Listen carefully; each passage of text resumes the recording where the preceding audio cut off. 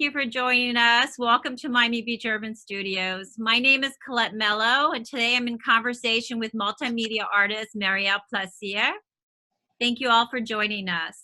FIU Miami Beach Urban Studios, known as MBUS, is an incubator for communication, architecture, and the arts, and a collider for people, design, and technology. I'd like to thank Miami Beach Department of Tourism and Office of Cultural Affairs for sponsoring these art talks. Marielle Plaisir is a true multimedia artist. The creative practice includes performance, installations, sculpture, fiber, and illustrations. Her work examines race, equality, and colonization. Plaisir earned a Master's of Applied Arts at the University of Bordeaux in France, and a graduate degree in art and scenography. Plaisir has exhibited in international biennials, including Sao Paulo, Dakar, Florence, and Dublin. Her recent shows include Acta Non Verba at NSU Art Museum, Fort Lauderdale. Also, a solo show at the Museum of Contemporary Art, North Miami, and Visionary Aponte at NYU. She recently received the prestigious South Florida Cultural Consortium Award. If you have any questions, please put them through the chat function, and I will try to get to the questions throughout the evening. So, okay, Marielle, we're here. I think we're okay now. I know we had some technical difficulties earlier, but I think we've got everything situated. Thank you for joining us. It's really great to see you. Thank you. Thanks to you. So your presentation was great. Oh. I don't have anything more to say about my curriculum. My studio is located, I am a Oolite resident. My residency is located in Lincoln Road. For some of us who know Oolite, my studio is open to you, and if you want to schedule a studio visit, it would be a pleasure. I would love to do that. So I would definitely. So can you tell us where you are now? Are you in Miami? You're in South Florida? I am in South Florida at home. I am not in my studio right now. Okay, nice. Okay.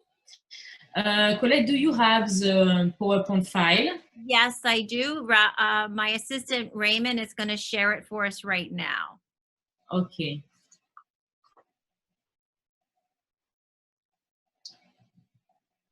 Okay, so I selected a few pictures that could show the body of my work. I am really a multimedia artist, and my work explores issues of colonialism alongside those of race and class through a range of media, which include painting, sculpture, photography, installation,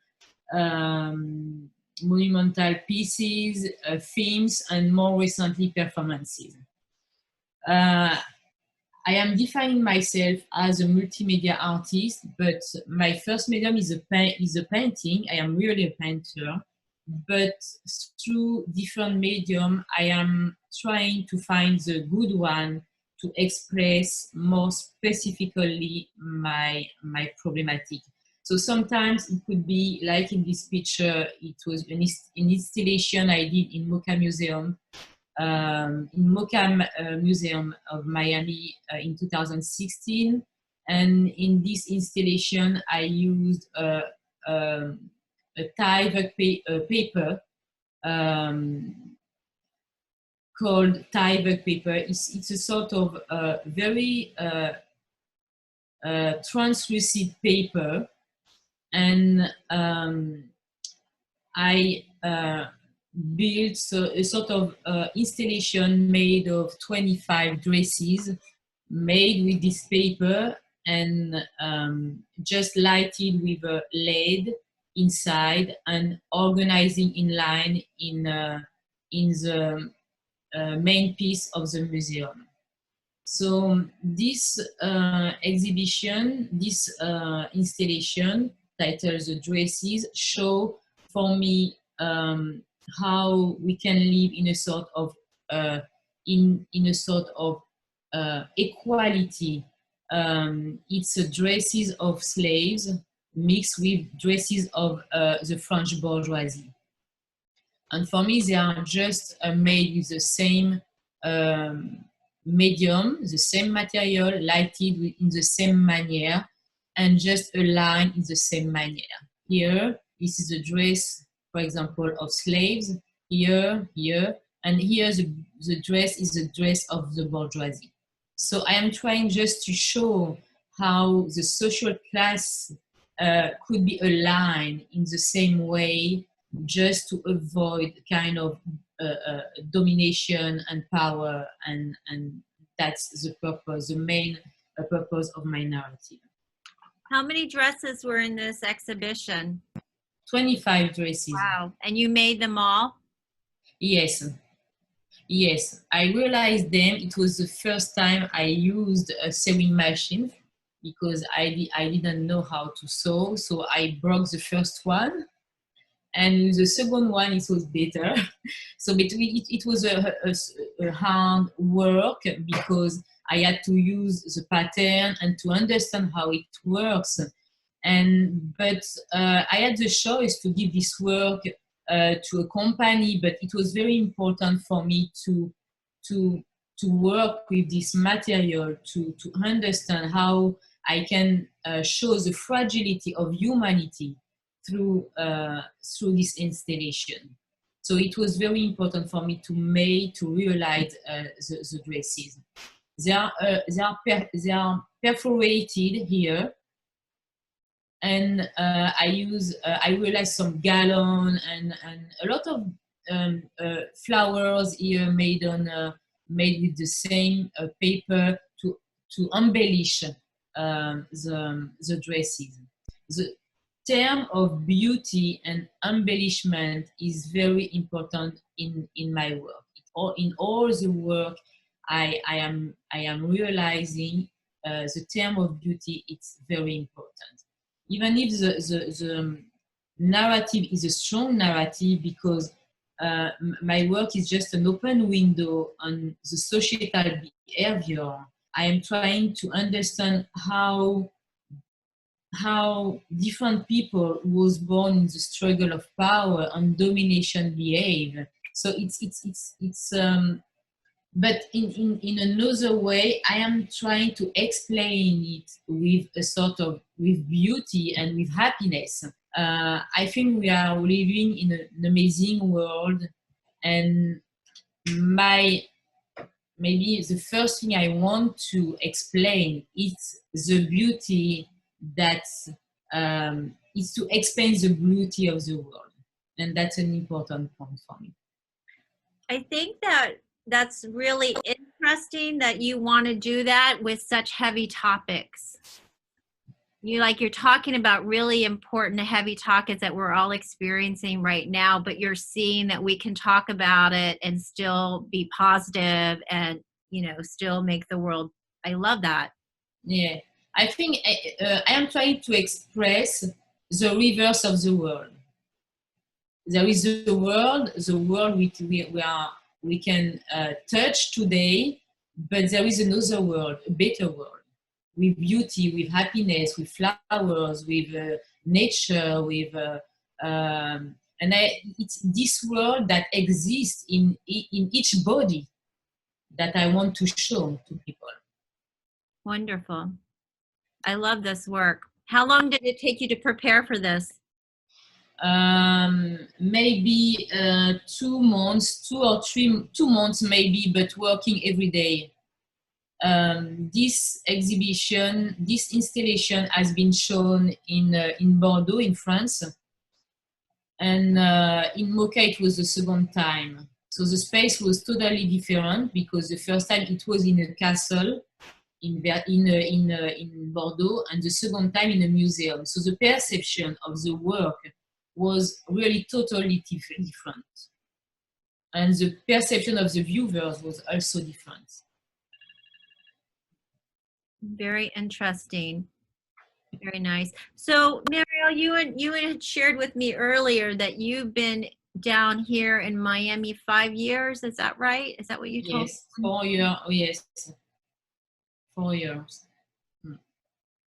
And you were born in, I was born in France. I grew up in France, and at the age of 16, yes, my father decided, originated from Guadeloupe, which is an overseas department of France, decided to come back to Guadeloupe, and and I did my high school in Guadeloupe, and after my high school, I studied in France. After my studies, I came back in Guadeloupe, and at this time, I think I started to learn about the Caribbean, about my own identity and who I am, and what was the past of my family, and I discovered finally that it was an island with a very complicated history, colonialism, and domination, and I think that still now, even if Guadeloupe is an overseas department of France, because we are part of France, we are shaped by Europe, by France, by the Caribbean, and it's very complicated to have a sort of an independent position. I see. It's a little bit like not 80, it's independent. Guadeloupe is not, Martinique is not, and it's I think it's a little bit complicated. This work has very ephemeral quality to it. Very, it has like a ghostly quality. Was that your intention? Can you repeat, please? It has it's very ephemeral. It looks very delicate. It looks like it's disappearing. Was that part of what you were going for, your intention with this work? My intention, I think, was to show the fragility. Mm-hmm. The fragility of being a human. I think that the time we have to spend on Earth is very short, and we have to. I am a dreamer, so I think that we have to take care of each other. We have to have some compassion with others, to live freely, and it's I think it's important. It's wonderful. Should we move to the next image? Yes, please. Oh, this installation titled Blue Blood, Black Blood was a part of the solo show at Mocha Museum in 2016. And it was in fact a series of 22 portraits like those. And it's different size, and the frame is made on fabric. The portrait here is printing, but it's printing, and there is a layer of resin on the top of it, and all the garment is engraved. So it's the same way that I used and the dress. I erased, in fact, all kind of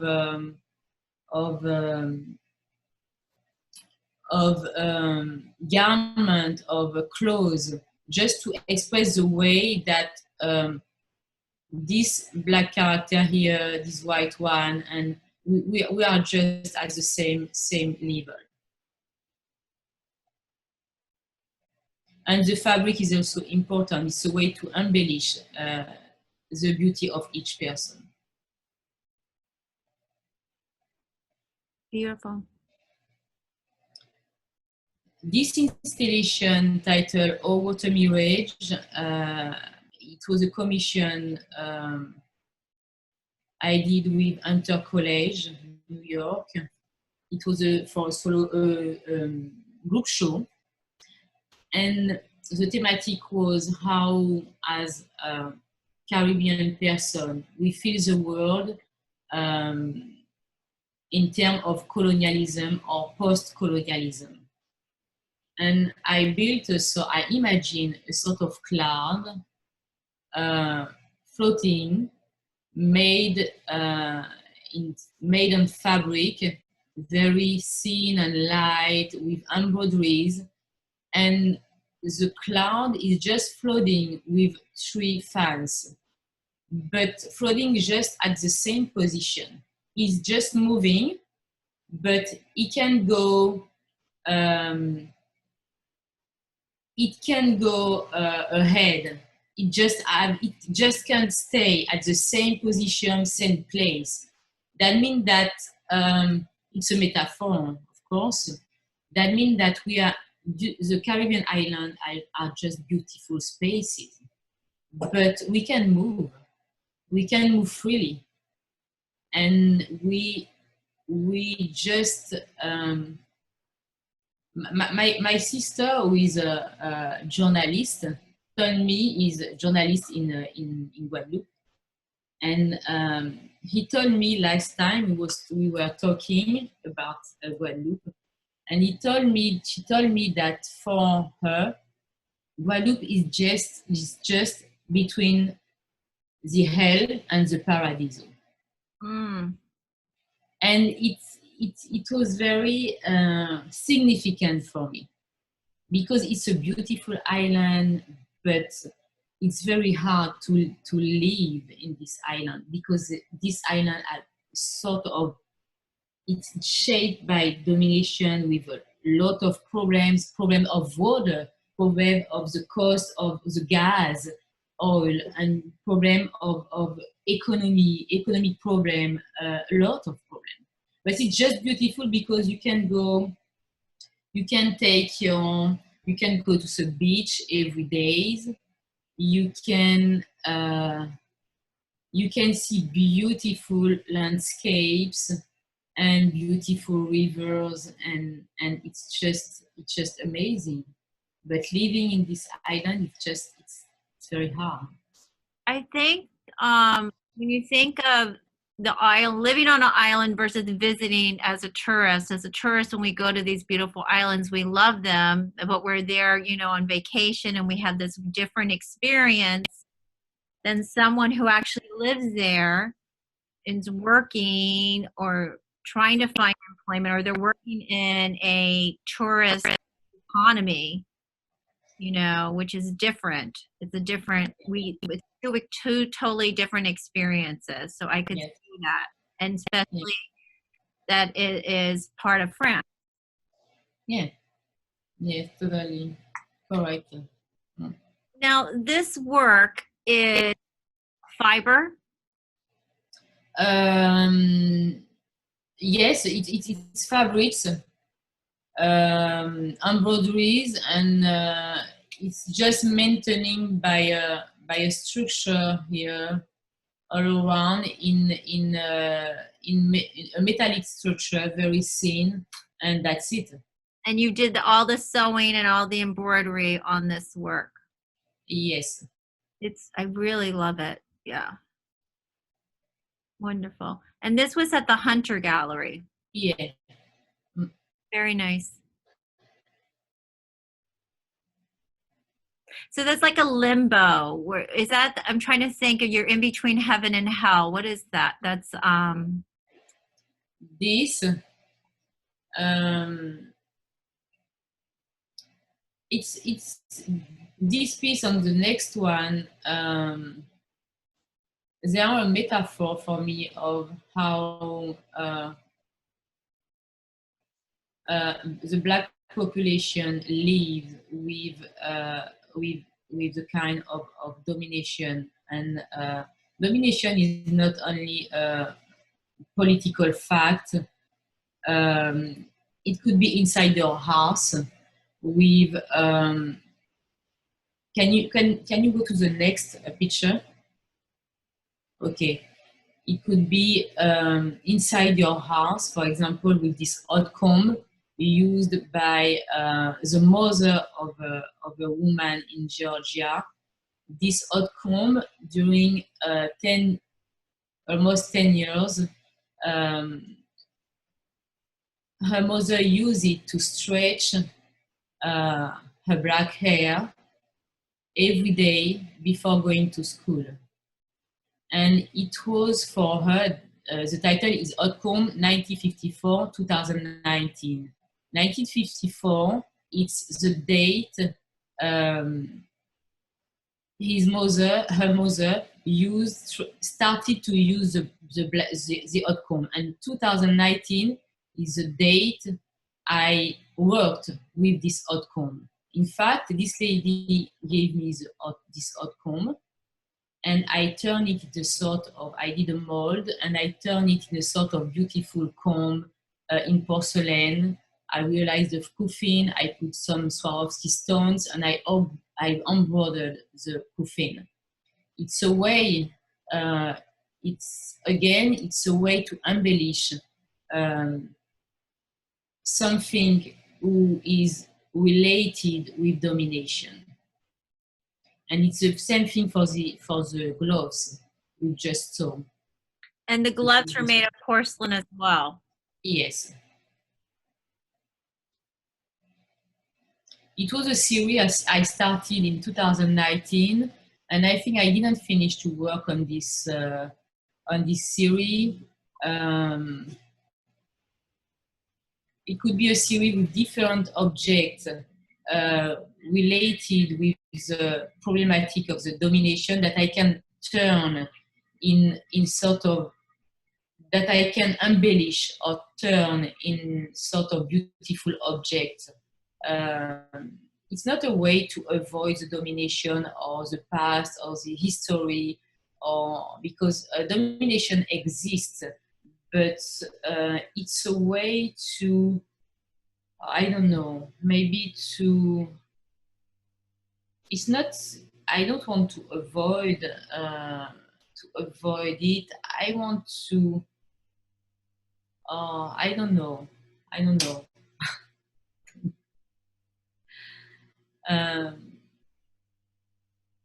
To embellish or to show the beauty. I don't know exactly.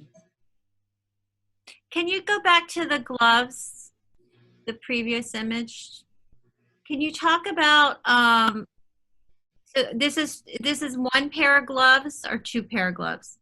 One pair of gloves. One with two views and one pair of gloves. Right. So it was a pair of gloves of workers. The title is The Gloves of the Little Worker in the Street. And it was a gloves very scratched and in leather that I turned in a beautiful pair of porcelain of, it's a gloves of king. I stuffed it with fabrics, embroideries, and the porcelain is white. It's a way to elevate, certainly to elevate people who suffered through under domination. They look so real, like they don't look like ceramic at all, and neither the Porcelain. it was like Porcelain. Yeah, they look porcelain. They don't look like cloth or the comb. You know, they look so real. Yeah. Like you can touch them and feel the fabric. Yes. It's noble. It's very noble. It's a term, noble. Yes, noble. It's noble. And very fragile. And fragile. Yes.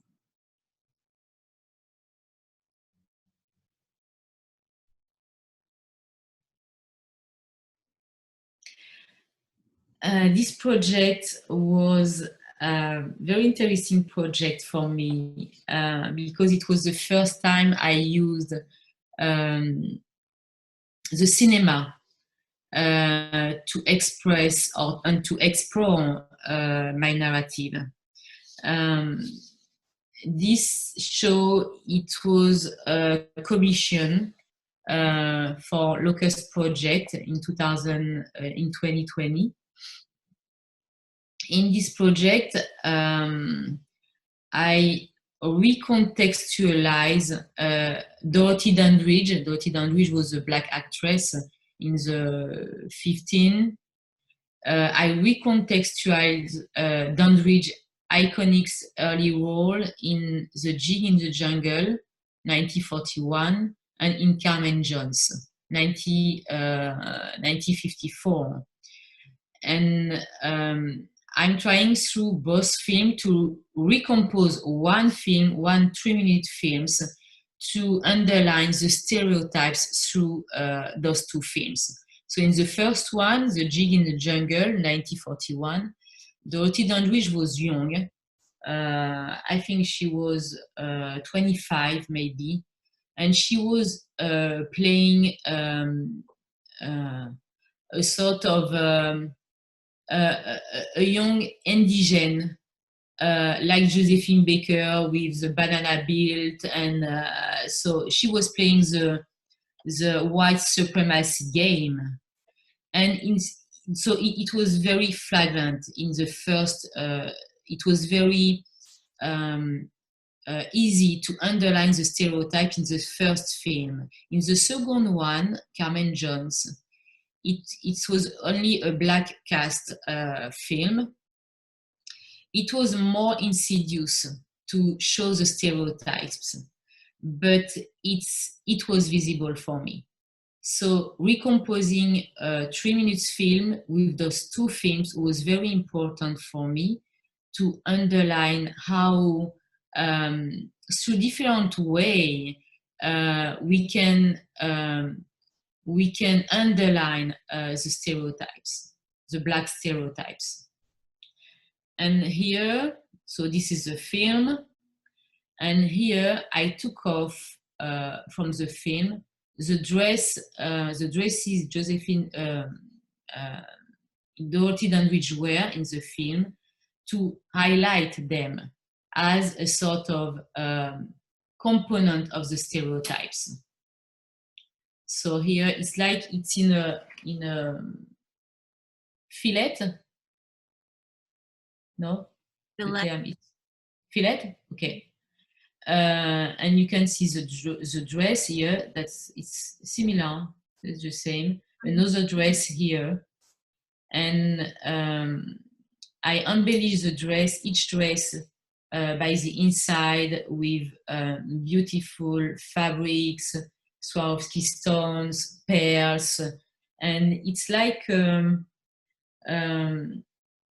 finally pieces of a museum that could be shown in a museum, and like something very precious and a lot of beauty and sensibility. And this was in 2020. So was this 2020? Was this Yes. before the lockdown, or Oh, it was it was the show started in March, beginning of March. Okay. And the shutdown was, I think, in March 25. I see. So yes, three weeks a show instead of 3 months. Okay. So, but at least you had something up for a little while, because I actually had an exhibition, well, several that we couldn't even show because of Okay. yeah. So yeah, this is wonderful. Nice.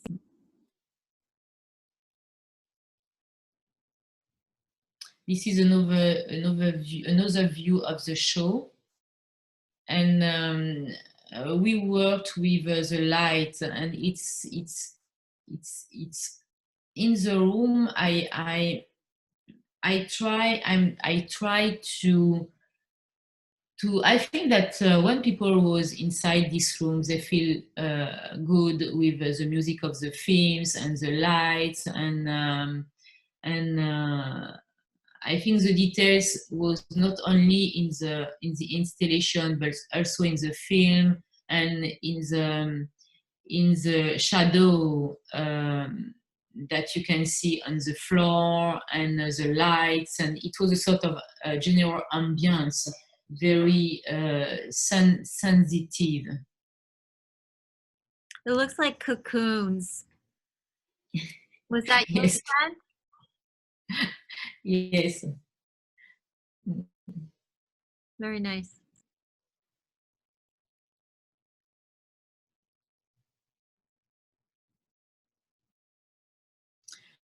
The performance titled Acta non verba. Acta non verba means you have to act instead of talking, talking, talking, talking. Talking is a good thing, but something we have to act. And this performance encouraged people to act, to do something, to see the world like the world is now. And I think it's not 100% chaos, but maybe it's 30% chaos. And we have to see the world like it is, to talk about the world, to hear the voices in the world and the noise of the world, to feel the world. If we don't do that, we can't act. We can't do something to have a better world. And in this performance, Acta non verba, that I did in Mocha Museum, in NSU Museum, and in different spaces like Laundromat in North Miami, like the train POTUS 1 of Roosevelt, and I am wearing the colonial dress. That means colonialism, of course. This dress is not a costume, very important. It's not a costume, it's a real dress from the colonial area. And I am wearing this dress like a metaphor, like a symbolism of colonialism, of power, of domination. And during 1-2 hours, I am sitting on a bench, turning around this bench and doing 3 gests. This one, and this one. That means you have to see the world. But I am contesting people who can't see the world. You have to hear the world, the voice and the noise in the world. But I am contesting people who can do that. And you have to talk about the world, but I am contesting people who don't talk about the world. We have to be vigilant. We have to have a voice, even if it's only in our garden, and we have to act. I think how societal behavior needs to act, to do something, to talk, to add conversation between us, to build a better world. I love that phrase. Is that a phrase that you use a lot, or is that like walk the talk? Is it similar to that, or? What do you mean? So there's a phrase in English like, don't just talk about things, do something. That's what this reminds me of. Is that similar? Yes, it is. Yes, it is. But I truly believe in it. I truly believe that we can change things, and each person can change things, even if it's a small thing. But small plus small plus small plus small could be a huge thing. Exactly. And I think seriously we have to do. We have, for us, for the next generations, for the climate change, for a lot of things. We have to think about us, about the future, about a lot of things. That's an important point for me. And it's a way to encourage people. I think that through the beauty, through emotional things, emotional acts, I am considering myself as an activist artist. I am doing things to push people to think, not in the same way I am thinking, but to think about the world. And I think it's important for me. It's an important point in my narrative. And I think that how can I explain that? I am doing those things to take part of the world. I can stay, okay, I am an artist. I think that artists are supposed to do a lot of things and maybe crazy things, and I don't know, but it's my contribution to a better world. Wonderful. Thank you. I have someone asking, when did you first know that you were an artist? Did you call yourself an artist, or did someone say that, oh, you're an artist, or when did you know that? I think I consider myself, or I think at the age of 17, I think I knew that I had something different, and I told my parents I want to be an artist, but I didn't know at this age what was really an artist. But I think I knew very younger that it was my way. And when we were talking before, you had mentioned that you were studying philosophy when you were very young. Mm-hmm. And you were reading all these great philosophers, and you were studying what the meaning of life was, and that's part of your practice. Yes, I think. T'es obligé de passer derrière moi, merci. Sorry. I think that philosophy is kind of research, but philosophy is a way to talk about the world first, in any way, in any kind, in any sense, but without fear, without fear. That means that the first book I read was Descartes. I think I was maybe in college. Okay, college in France. That means maybe in 8th grade in US. And I think I discovered another way to think. It was not the way to think through history, through different things. It was really another way to explain different ideas.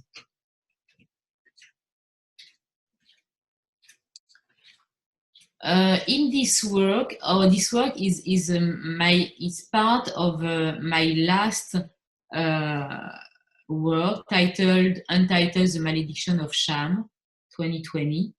So The Malediction of Sham is a series of different works, drawing, paintings. Here it's a backlight or a light box. And The Malediction of Sham is, again, it's a metaphor.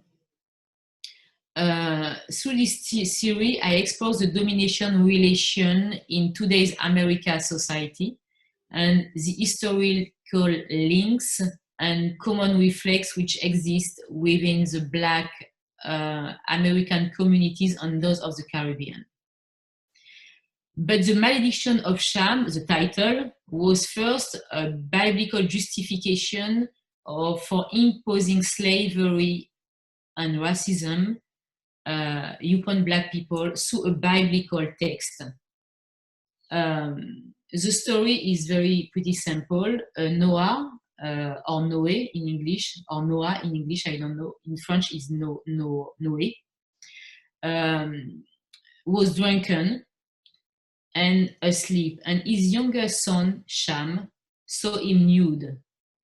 And he cursed his younger son and told him, your skin will be darkened, and generation after generation. And this short part of the Bible has been taken as a justification to enslave Black populations in America, but also in the Caribbean. But again, it's a metaphor for me. In the backlight, titled Muhammad Ali, Mother, Why is Everything White? I am using different personalities like Muhammad Ali, Maya Angelou, Miles Davis, different personalities who fought against domination through, I don't know, sports and Maya Angelou text and poesy.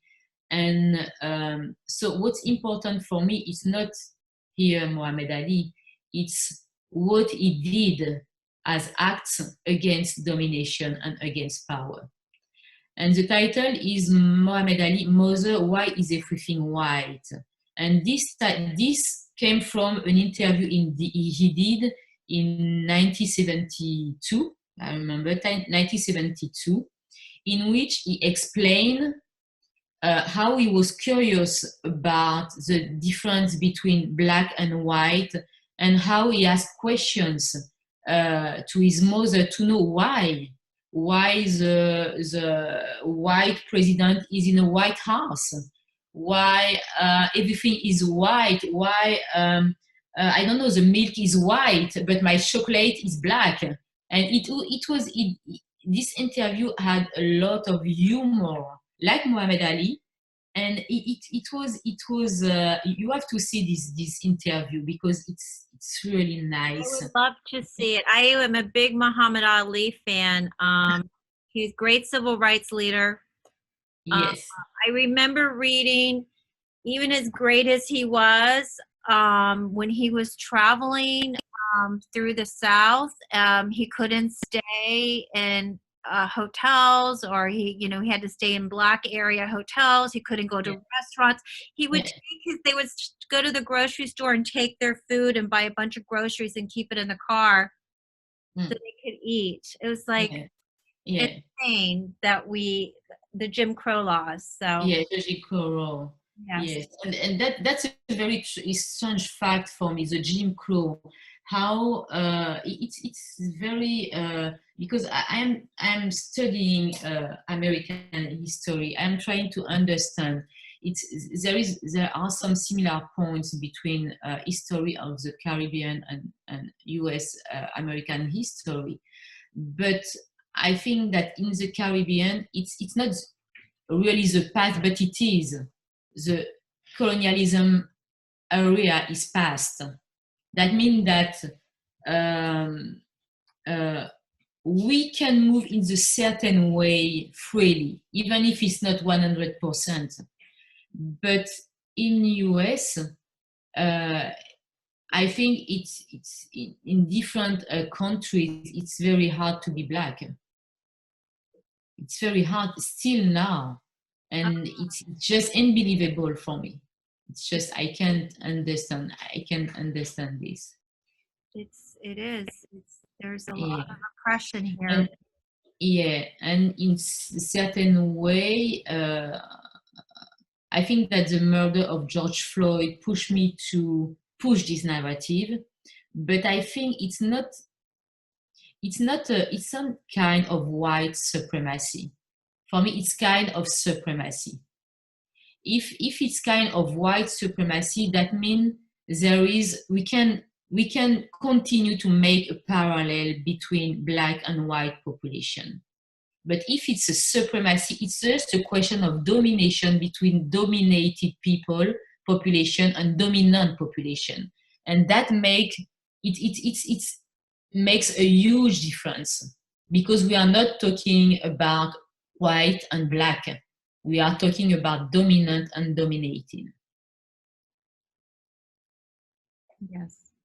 And I think that maybe sometimes the white supremacy as a justification, it's becoming a sort of mode, a sort of glamour. I think it's not true. It's not true 100%. It's more easier to dominate population with no background, with a low social condition. But it's not only for black population. It's from a lot of person. It's very easy to be under domination with this kind of population. It's not a question of color of skin only. Right. I mean, it can be gender, it can be sexual orientation, yes. It can be so many things. Correct. Yes, correct. Correct. And so this work here is Josephine Baker. Josephine Baker, the same series, in the Malediction of Sham series. So it's a backlight or light box. So it's composed with a collage with different things, parrots, butterfly, and flowers here. The background comes from an archival is an archival picture from the Caribbean. And Josephine Baker, it's a real picture, a photography, but it's like for me it's not a fairy tale, because the word is too strong for that, but it's the position of Josephine Baker is quite funny. I don't know if she's mocking the supremacy here, but I think that there is a conversation and a dialogue between them, between us. And I don't know what they are talking about, but well, she was. I think that I was going to say she's also known for her civil rights, and that she would not play for just white audiences. I think she wouldn't come down to Miami Beach and perform, because if they didn't have a mixed audience, she wouldn't perform. Yes. She was in France, of course. Yes, she was.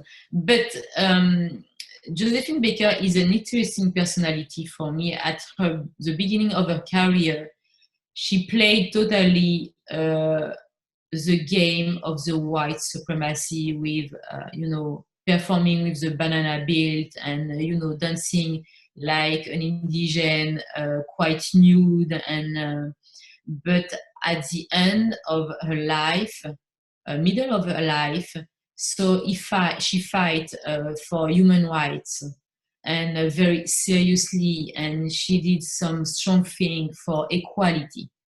And I think that at the beginning of her career, she knew exactly what she did, but it was the only way for her, like for Dorothy Dandridge, to be under the spotlight as a black person.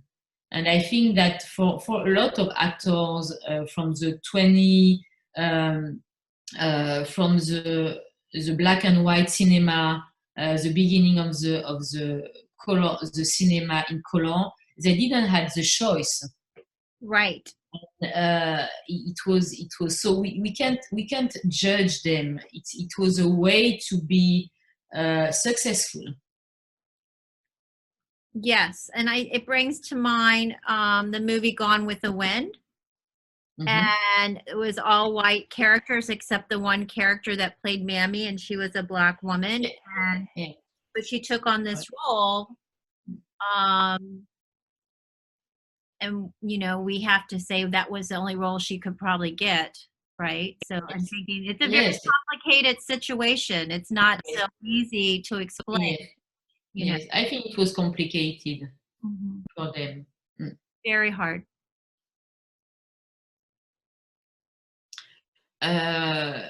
This one is a painting, Muhammad Ali. It's a diptych, 47 for 47. It's a mixed media painting made with acrylics, oil. You can see, because the picture is not very good, but some embroideries, some points here are embroidered, and with a sort of line like an embroidery on canvas, but it's made with a white marker. And you can see it's a little bit different from the backlight, but you can see the over nature here, flowers, trees, and here Muhammad Ali is white, and all this series of painting, the personality is white, like to show the contrast between white and black, but the black here is an important color because it's made with it's not the black from the tube of color, it's a white made with a different color. Technically and chemically, the black color is composed with all the color we can find in the nature. That means for me it's also a metaphor, but how persecuted people or dominated people like black population could be powerful. It's also a metaphor. Josephine Baker too, so white and black. So my Angelou. I love the series. And Miles Davis. Give me 5 guys and I will wrap this up. Yeah, this is wonderful. So is this, you have is it 4 in this series? Are you still working on this series? I think that the series of my husband has the permission to That's okay. We've had cats and dogs and my husband in the background making cooking sounds, so it's okay. Okay. It happens. Okay, sorry. No, I think that sorry, is this the last image? I think it is the but last. Yes, the backlight, the process of the backlight, I found this process in March, and I tried to continue to work on this process until now. The backlight is a light box. That means it's a case lighted with LED, and it's really, my question was first, what kind of medium may I use to highlight the black body? And it was pretty simple. If I want to highlight, I need light. So the idea I had was to construct a picture and to put it under the light. So I finalized the project with the construction of a light box. So this is a picture you can see, but the frame is made on a strong fabric stuffed, so you can see on the picture.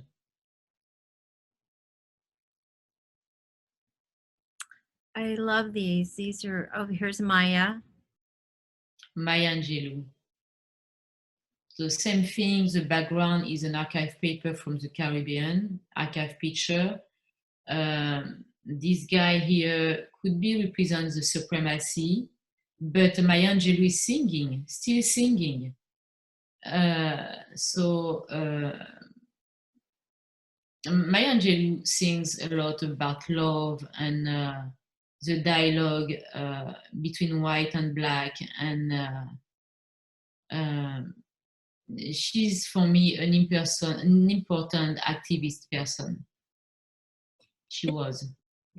I love her, and then singing also, you know, could represent, you know, rebellion, or, you know, in spite of what you're doing to me, I can still sing. You know, I still have joy in my heart. I'm still a human being.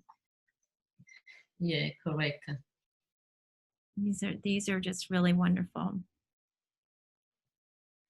Jackie Robinson, this is my last painting. So this one I used a gold pigment really in the background. When I am painting, I am composing the picture first with layers of colors, with spots here, spots of colors, but it's really layers after layers and layers and layers to have something strong in terms of material, black, very strong, and it's not a light painting, it's a strong and heavy painting.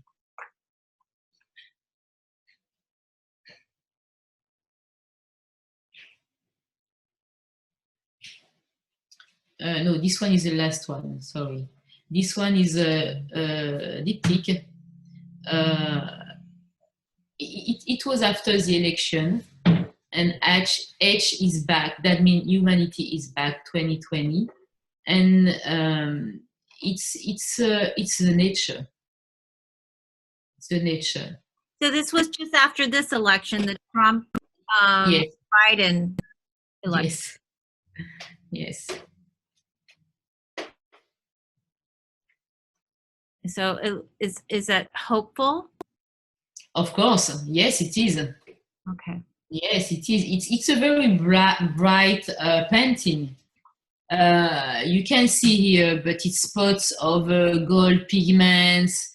There are some embroideries here, and bright colors in the black background, covered by black. But you can see through the black. You can see the colors, happiness. And there's embroidery on it. Yes. So this is a very, I mean, busy time for you. You produced a lot of work during this pandemic. I mean, these are really fantastic, and they represent, I mean, the times that we live in. Yes, I think that the pandemic allowed me really to stop a little bit and to think about my work. What kind of way I had to take to push my narrative. And during this time, everything was online. That means we had the opportunity to watch films, documentaries, and it was a full period in terms of acknowledgement of everything. And it was the first period, I think, in our life as artists, we would be able, staying home, to watch a lot of things, to read, and it was a fantastic period. Good. That's here. I mean, your work is incredible. I want to thank you so much. Was this your last image? I think so. Okay. So I just want to, we're out of time, but it was so great to hear you talk about your work. I've admired your work for a long time. I've seen you, I saw you perform in some of your artwork about a year ago, and I remember you, and I met you. And I've always had you in the back of my mind, and I'm very excited that you agreed to be part of this talk. Your work is amazing. Thank you. And I would love to continue this conversation with you some other time, because your work is really important and the world needs to see it. And I'm glad that you've been so productive during this time, that you've been able to work, because a lot of artists have not been able to work during this time. And but you're right, you have time to study and to think and to research. Yes. Maybe you're not physically making something, but you have time to think about Yes. happening. So thank you. Yes, well, thank you so much. I'm going to go ahead and unmute everyone, and just everybody can give you some virtual applause. And again, everyone, thank you for joining us this evening. Thank you, Marielle, again for being with us. Thank you. And thank you so much. Thank you. It was wonderful to see you and meet you again. And I look forward to this conversation continuing and seeing some more of your fantastic work. Thank you. Thank you so much. Thank you. It was a pleasure. Thank you. Thank you. Thank you, everybody. Thank you. Really. Have a good night, and we will be back next week. Thank you. Bye-bye. Bye. Bye-bye.